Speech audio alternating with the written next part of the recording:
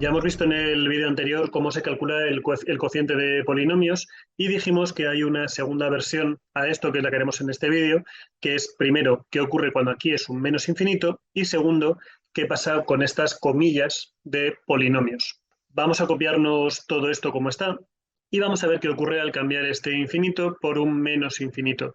Desde la primera de las versiones, la idea es un poco la misma. Estas partes de aquí van a ser despreciables, dividimos por 1 entre x cubo, no nos importa aquí si es más o menos infinito, y aquí llega un poco la parte interesante del asunto.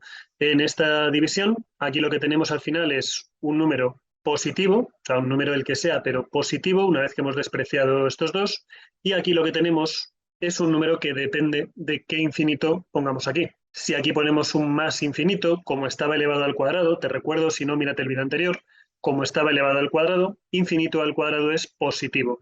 Pero si colocamos un menos infinito, al estar elevado al cuadrado sigue siendo positivo. Con lo cual, al dividir estos dos números, lo que me queda es lo mismo que antes, porque más entre más es positivo. ¿Qué habría ocurrido si aquí hubiese habido un x al cubo? Si la máxima potencia aquí fuese x al cubo, porque este se desprecia frente al anterior, entonces si aquí hubiese habido un menos, tendrías más entre menos, que es menos infinito. Esto lo vas a ver mucho mejor con esta segunda versión. Vamos a colocar aquí el menos infinito, al igual que aquí, y al final fíjate que es realizar los mismos pasos. Entonces, primer paso, vamos a despreciar estos dos, que se desprecian igual tanto en más infinito como en menos infinito. Piensa que a fin de cuentas pasamos de tener un dinero a tener una deuda. Si tengo 1.000.000.000 de euros y me das un euro, ese euro me da igual. Pero si tengo 1.000.000.000 de euros de deuda y me das un euro, ese euro me sigue dando igual. Entonces, el primer paso va a ser exactamente el mismo. Vas a simplificar exactamente igual porque ni este ni este son ceros, son una x que no va a ser cero. Y ahora al final es cuando ya vas a realizar la operación y en este caso en particular, menos infinito al cuadrado, te queda igual que antes, más infinito.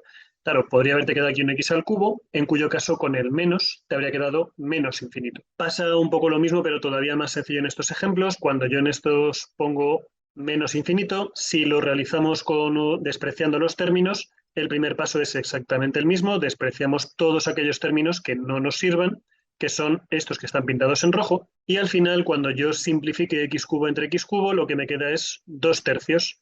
¿Qué ocurre? Que 2 tercios siempre tiende a 2 tercios y da igual que la x tienda a más infinito o a menos infinito. Y en este caso la única diferencia es que mientras en el ejemplo de antes, que creo que no lo puse en el vídeo anterior, tendía a 0 positivo, fíjate que 2 entre infinito son dos números positivos, tiende a 0 positivo, es decir, 0,000001. Aquí tenemos positivo, negativo, y eso tiende a un número negativo. No tiene mucho más. Claro, dentro de esto hay una forma que quizás sea interesante para el cálculo de este tipo de límites. Por ejemplo, imagínate un límite de este estilo. Yo lo que puedo hacer aquí siempre que quiera, yo creo que es quizá un poco más complicado de lo necesario, pero bueno, por poder se puede hacer, es cambiar de variable y llamarle a t menos x. ¿Qué supone este cambio de variable? Pues aquí vas a tener un límite cuando, en vez de cuando x tiende a, cuando t tiende a.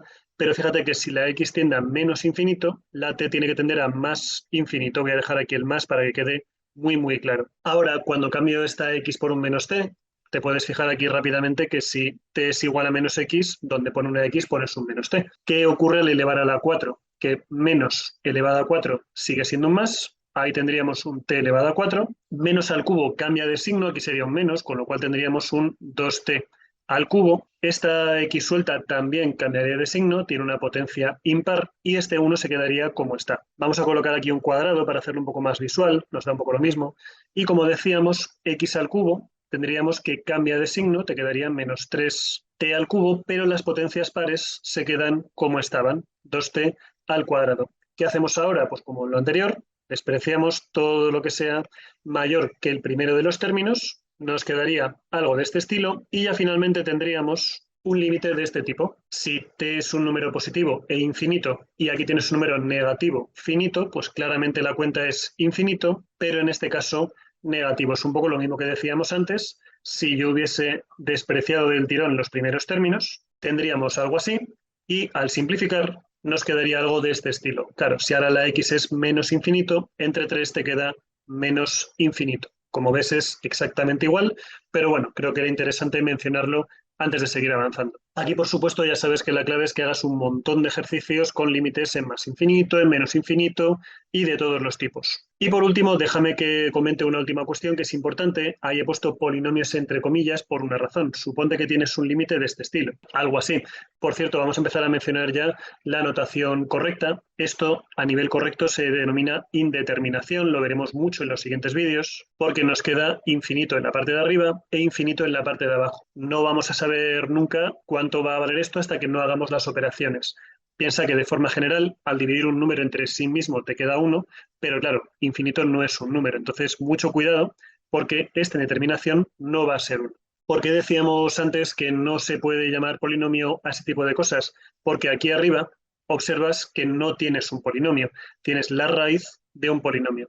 Es verdad que se comporta como un polinomio en infinito, pero exactamente no es un polinomio. ¿Cuál es la forma de realizar ese tipo de operaciones? Pues va a ser igual que antes, sumas y restas. Este infinito es potentísimo en comparación con este, con lo cual hasta luego.